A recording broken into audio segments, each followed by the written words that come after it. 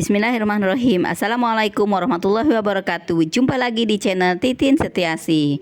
Alhamdulillah kita bisa hadir di pengajian mingguan rutin hari Kamis malam Jumat, dan kali ini diadakan di rumah Ibu Mariati Soleh dengan tema kepemimpinan yang matang. Nah, tema ini disampaikan oleh Umi Rahmawati. Selamat menyaksikan. Baiklah ibu-ibu semua yang saya hormati dan Allah muliakan, Insya Allah di kesempatan ini kita akan, masih ada waktu ya, kita akan membahas tentang sebuah kepemimpinan yang matang di hadapan Allah dan Rasulnya. Apa itu dan siapa menjadikan khalifah fil ardh di muka bumi ini? Yang mana kita melihat sebuah kepemimpinan yang sudah dipersiapkan oleh Allah, yang skenario Allah sudah dijalankan, ya, baik oleh makhluk yang ada di langit atau yang ada di bumi, sudah dalam keadaan samina wa ata'na kepada seorang pemimpin. Siapa? Nabi Muhammad SAW. Beliau adalah seorang sosok sebagai sejarawan, sebagai pemimpin dunia, sebagai pemimpin religius dunia, yang mana kematangannya, ketangguhannya sudah disiapkan oleh Allah. Kita langsung bagaimana penuh dengan suka dan dukanya, bagaimana penuh dengan piluknya, sampai Rasulullah bercucuran darah dari atas kepala sampai kaki beliau. Pada tahun atau fase ke-9 masuk fase ke-10 masa kenabian Muhammad SAW, di situ ada sebuah hari yang disebutkan Yaumul Huzni. Apa arti Yaumul Huzni? Tahun atau hari dan dengan penuh kesedihan dari sosok seorang pemimpin dunia yang tidak ada bandingnya sama sekali, hanya Nabi Allah Muhammad SAW. Beliau sebagai seorang religius, pemimpin religius, beliau sebagai pemimpin negarawan pada waktu itu sampai sekarang, semua merujuk kepada baginda Nabi Allah.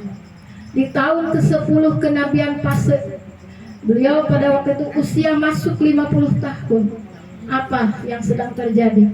Dari mulai fase awal, fase setahunnya Nabi menjadi seorang Rasul, sampai masuk ke fase 10, bagaimana reaksi dari orang-orang musyrikin Mekah memusuhi beliau, mengintimidasi beliau secara perspektifnya kepada beliau, sampai mau dibunuh baginda Nabi Allah Muhammad SAW. Hanya dalam satu perjanjian di situ, karena apapun tidak terjamah oleh penindasan dari orang-orang musyrikin Quraisy pada waktu itu. Karena apa? Ada backingnya, ada tamengnya. Siapa? Paman beliau Abu Thalib. Dari mulai beliau kecil 8 tahun usia sampai beliau diutusnya oleh Allah usia 40 tahun. Dia benteng daripada Nabi Allah Muhammad SAW. Dia membela agama Allah pada waktu itu.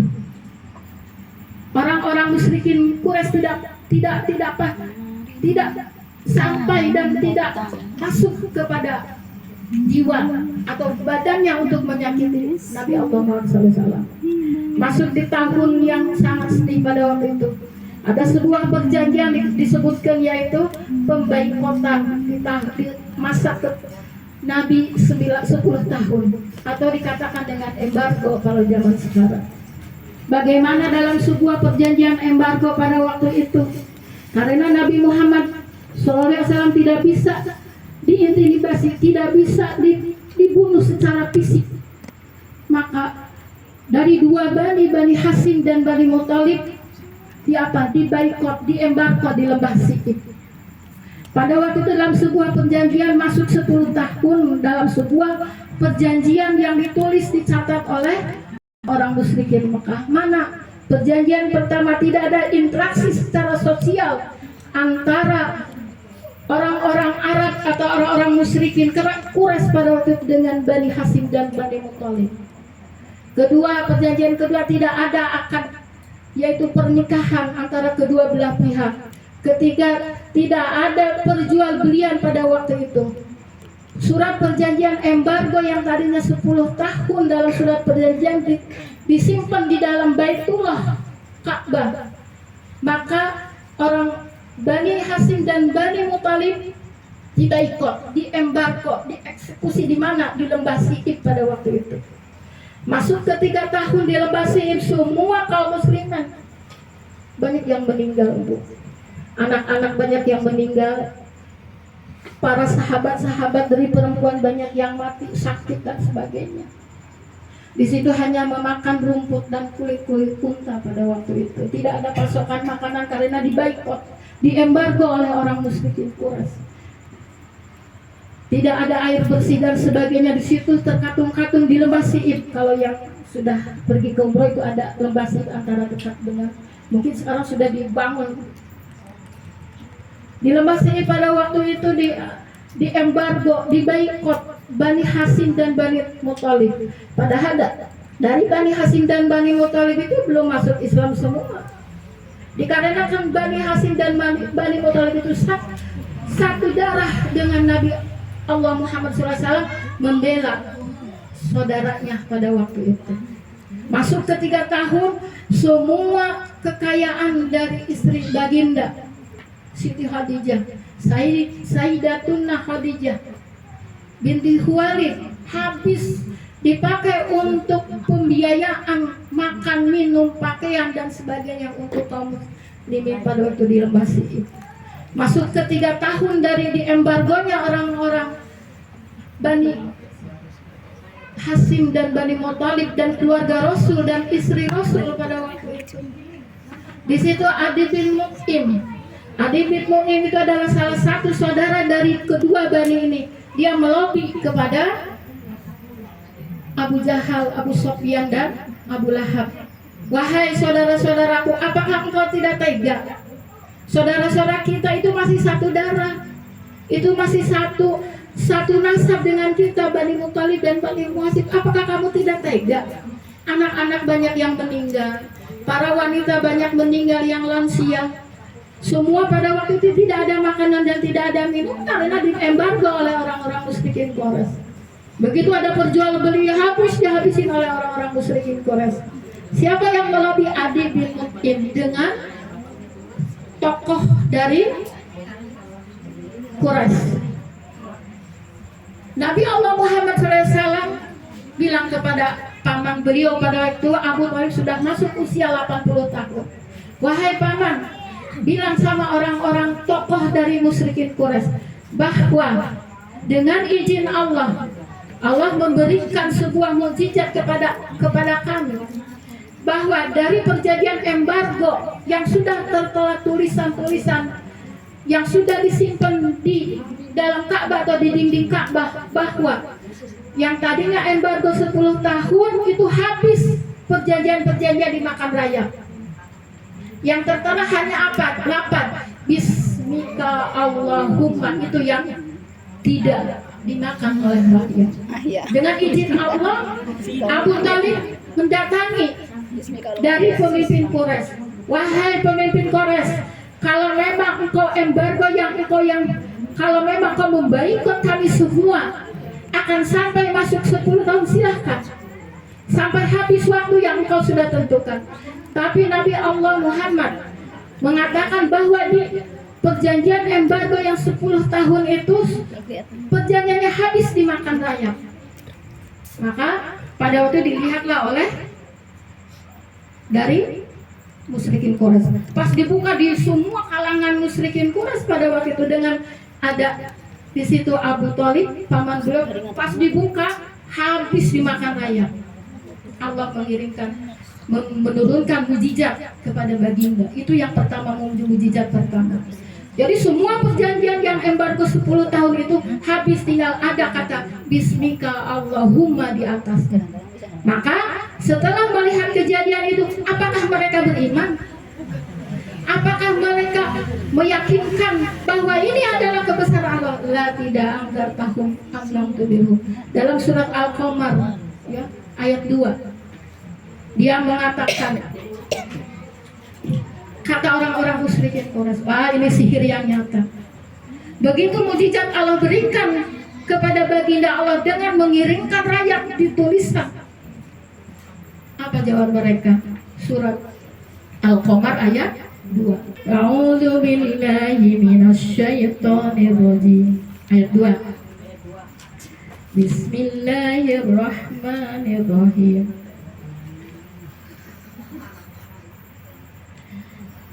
Wa iyyaraw ayatan yu'ridu wa yaqulu sihrun mustamir.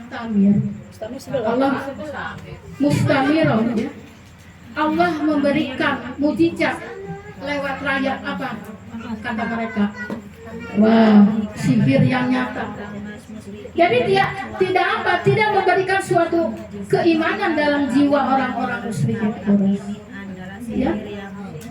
Akhirnya dengan izin Allah yang tadinya mau mengembargo atau memboikot Bani Hasyim dan Bani Muthalib pada waktu 10 tahun, hanya 3 tahun. Setelah itu dikeluarkan dari lembah Si'id.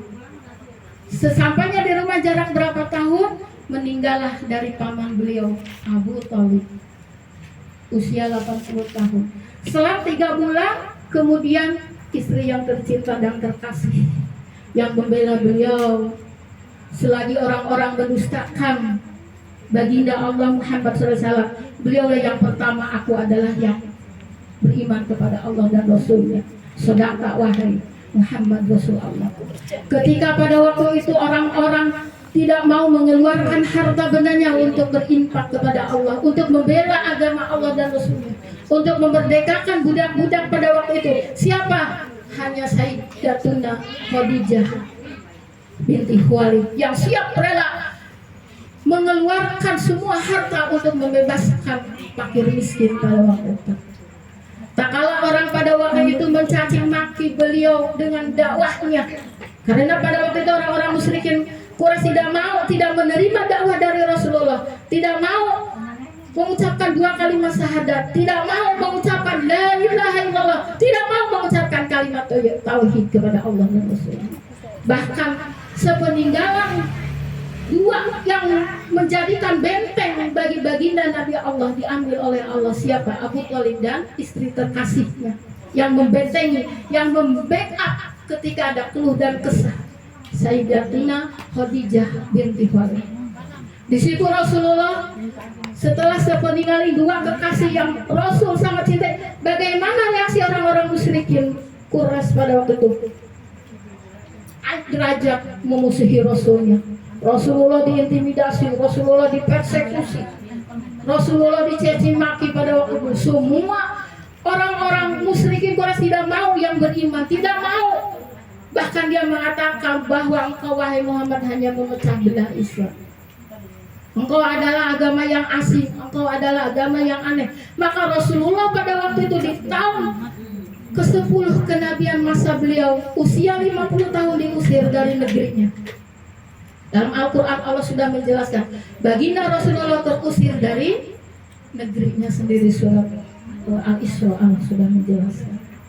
Di dalam Rasulullah keluar dari Mekah, beliau berpikir, ya Allah, saya akan berdakwah, semoga langkah saya ini Allah melapangkan dakwah saya. Rasulullah keluar dari negeri Mekah dengan seorang budaknya, yaitu Zaid bin Harisah, anak angkat yang tadinya seorang budak dijadikan anak angkat oleh baginda. Siapa? Zaid bin Harisah. Rasulullah ditemani oleh Zaid bin Harisah keluar dari negeri Mekah, dari negeri Mekah masuk ke negeri Thaif. Berapa kilo dari negeri Mekah ke Thaif? 60 mil jalan kaki. tidak bawa makanan dan tidak bawa minuman. 60 mil antara kota Mekah masuk ke negeri Taif. Kenapa Rasulullah milih negeri Taif? Karena negeri Taif insya Allah negara yang sangat subur, negara yang sangat makmur pada waktu itu. Negeri Taif itu adalah lembah perkampungan, negeri yang dihabis oleh gunung-gunung yang sangat indah. Beliau masuk dari mulai keluar dari negeri Mekah masuk ke negeri Taif, dari suku ke suku, dari kabilah ke kabilah. Beliau mendakwahi Islam pada waktu itu. Iqra bismi rabbikal ladzi khalaq. Beliau berdakwah kepada orang-orang tua, kepada tokoh-tokoh masyarakat di sepanjang jalan. Dalam perjalanan 60 mil tidak jalan, tidak nunduk, tapi Rasulullah berdakwah.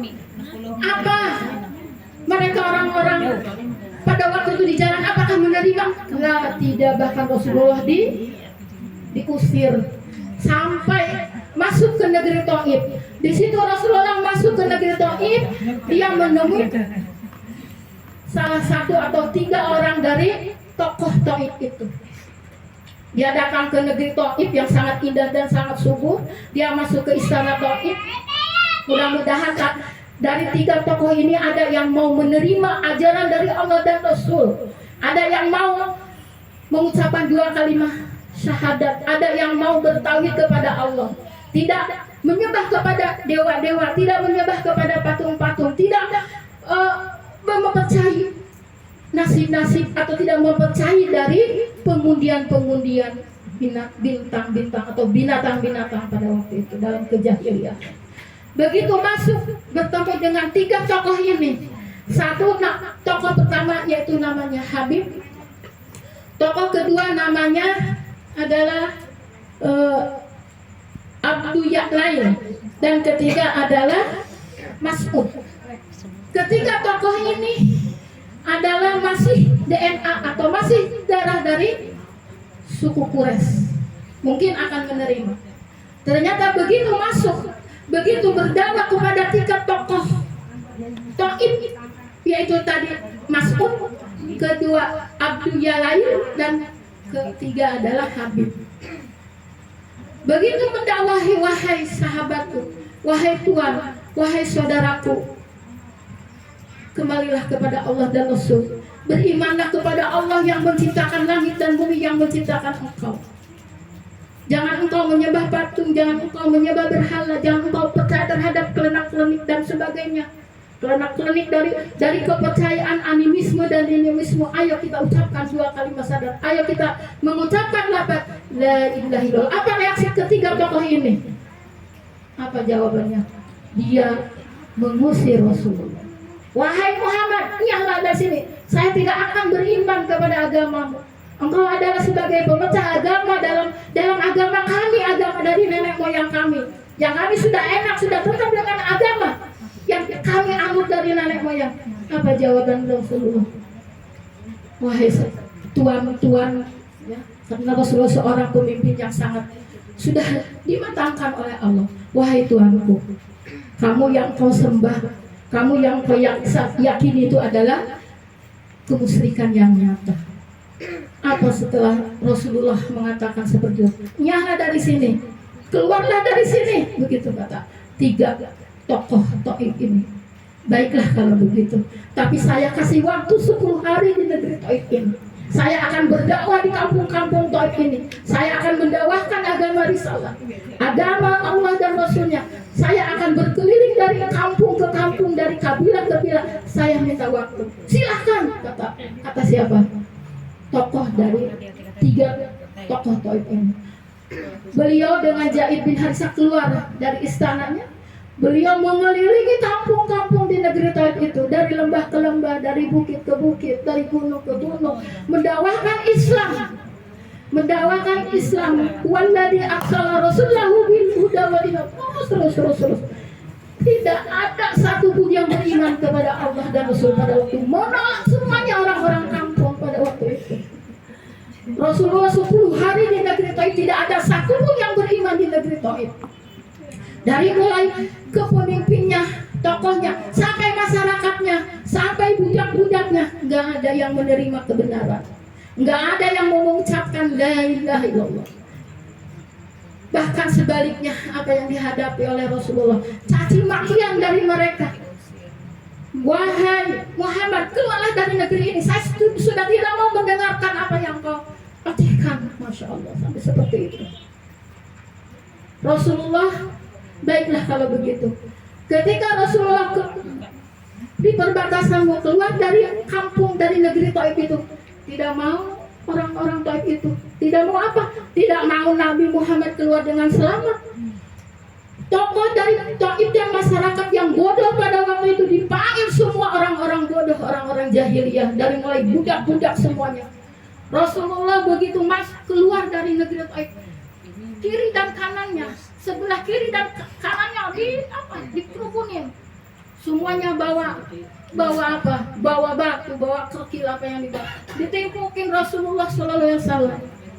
Bayangkan, 1.000 orang dari negeri Taif menyerbu Rasulullah. Dia dihantas keluar dari negerinya pada waktu itu sambil mengatakan, "Yalah, keluarlah." Begitu, seperti itu. Apakah Zaid pada waktu itu tidak membela? Membela. Bayangkan Rasulullah ditutup oleh Zaid bin Harithah, tapi tidak kuat.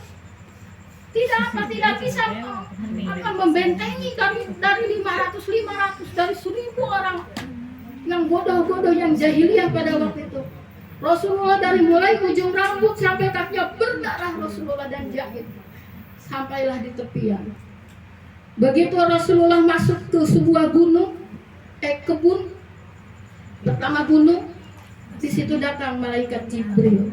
"Wahai Rasulullah, kalau engkau menghendaki gunung ini yang ada berhempasan antara Mekah dan Taif, yang mana Taif di bawah dari gunung ini, aku akan hempaskan gunung ini, aku akan hancurkan orang-orang Taif." Apa jawab beliau kepada malaikat? "Ya Jibril, memang kau disuruh oleh Allah. Allah mengetahui apa yang aku dengarkan. Allah memahami apa yang aku gumamkan di dalam jiwa dan hati kamu. Tapi tidak, wahai Jibril, masyarakat Taif jangan engkau ajar, jangan engkau hancurkan gunung yang berbelahan, yang berpapasan ini, menghancurkan masyarakat Taif. Mungkin sekarang masyarakat Taif, orang-orang Taif tidak mau beriman kepada Allah, mungkin karena seperti ini keadaannya. Tapi insya Allah ketika nanti orang-orang Taif, anak cucunya, akan ada yang penerus untuk yang beriman kepada Allah dan Rasul. Subhanallah, itu seorang pemimpin. Kematangan Rasulullah, kematangan seorang pemimpin, kematangan seorang negarawan, kematangan seorang pemimpin militer pada waktu dikuasai oleh Rasul. Begitu langsung Allah yang membimbing, Allah yang menawarkan kepada baginda, oleh baginda ditolak. "Jangan ya Jibril, jangan engkau ajak masyarakat negeri Taif ini, karena mereka tidak tahu apa itu kebenaran, belum paham atau apa itu keimanan. Tapi insya Allah nanti anak cucunya akan menjadi orang-orang yang beriman, akan menjadi pembela agama Allah dan Rasulnya." Rasulullah masuk di kebun anggur pada waktu itu. Orang-orang Taif, dia kembali lagi ke negerinya yang mungkin sudah keluar dari negerinya. Rasulullah di situ berhenti meneduh di kebun anggur yang mempunyai anggur itu masih orang Quraisy, yaitu Utbah bin Rabi'ah dan Saibah bin Rabi'ah, dua yang mempunyai gunung kebun anggur ini. Dikasihkanlah, kasihan tuh si Utbah dan Saibah itu tidak tahu bahwa itu adalah seorang Rasul, katanya orang asing. Dia ngomong ke budaknya itu, siapa budaknya dari itu Adas ya, "Wahai Adas, kasihlah setangkai anggur kepada orang asing itu. Dia sudah bonyok gitu kan, kelihatan sudah penuh dengan darah kasihan, meneduh di kebun anggur." Dikasihkanlah oleh Adas, "Wahai tuan, ini anggur bukan dari saya adalah sebagai budak dari majikan saya, Utbah dan Saibah binti Rabi'ah." dikasihkanlah kepada baginda Rasul, diambil satu dimakan. Bismillahirrahmanirrahim. Adas kaget. Wahai Tuhan, engkau siapa? Saya belum pernah mendengar kata-kata itu dari orang-orang taib atau dari majikan saya mengatakan bahasa Bismillah. Apakah engkau seorang Rasul? Kata Adas. Rasulullah bertanya kepada Adas, engkau siapa? Saya adalah agama saya Nasrani. Saya adalah agama Nasrani yang asli. Yang saya pengikut dari Injil Nabi Isa alaihissalam. Saya ini keturunan dari Yunus bin Matta. Saya ini keturunan dari Nabi Soleh. Saya adalah yang meyakinkan di kitab saya di Injil bahwa akan Allah mengutus Nabi terakhir Muhammad bin Abdullah. Apakah engkau? Naam. Saya adalah pesuruh Allah. Saya adalah Rasulullah. Dicium oleh Saka. Kaki Rasulullah diciumin oleh Saka. Dipeluk erat-erat oleh Saka. Oleh siapa? Oleh Saka. Oleh Adas. Beliau mengucapkan 2 kalimat syahadat. Adas dipanggil oleh majikannya, oleh Utbah bin Rabi'ah dan Saibah bin Abdullah. Wahai budak sini. Pak, sampai. Wahai Utbah, kamu murtad kamu, kata siapa majikannya? Kenapa kamu berpindah dari agama kamu? Itu agama apa? Itu adalah orang asing. Kalau zaman sekarang itu teroris. Kenapa kamu sampai diciumin di apa? Apa jawab Adas? Wahai majikanku yang tercinta, wahai majikanku yang mulia, beliau bukan orang asing, beliau bukan teroris, tapi beliau adalah utusan Allah yang terakhir, Nabi Allah Muhammad SAW. Begitu kata Adas. Saya sudah beriman, saya meyakini, saya menunggu akan bertemu dengan Nabi terakhir. Apa jawaban dari Utbah dan Saibah? Nyala dari sini, keluarlah kamu. Marah besar. Akhirnya Nabi Allah keluarlah dari kebun anggur. Nah, beliau Adas bertanya lagi di persimpangan dulu, ya Rasulullah, kenapa engkau tidak membela diri? Apa jawaban baginda Allah? Dia mengadukan doanya kepada Allah. Ya Allah, saya mengadukan kelemahanku, kekuranganku, ya, keaibanku. Mungkin kami kurang dalam apa memperjuangkan agama. Adakah pemimpin yang seperti itu saat sekarang? Nah, hanya satu baginda Allah Muhammad SAW yang termulia. Adakah pemimpin yang sekarang seperti itu? Pemimpin yang sekarang baru detail sedikit main apa? Undang-undang ITE. Ya enggak? Apakah dulu tidak ada undang-undang ITE? Ada. Langsung dari Allah Al-Quran. Tapi tidak untuk itu. Paham? Jadi sekali lagi, sebuah pelajaran untuk kita di umat akhir zaman, sebagai umat Islam, harus apa saat sekarang? Kita harus mencontoh suri tauladan Nabi Allah Muhammad Sallallahu Alaihi Wasallam. Harus mempunyai kepemimpinan, ketawakalan, ketawaduan, kekonaahan seperti Nabi Muhammad. Apakah ini hanya untuk bapak-bapak jaga? Tidak, untuk kita semua ibu-ibu. Apalagi ibu-ibu langsung menjadikan sebuah figur dalam keluarga mar'ah umum, ya. Maka harus mencontoh kepada baginda Nabi Allah Muhammad Sallallahu Alaihi Wasallam. Maka insya Allah di pelajaran yang sangat berharga ini, di bulan Sya'ban ini, mudah-mudahan kita dimuliakan oleh Allah, ya. Amin.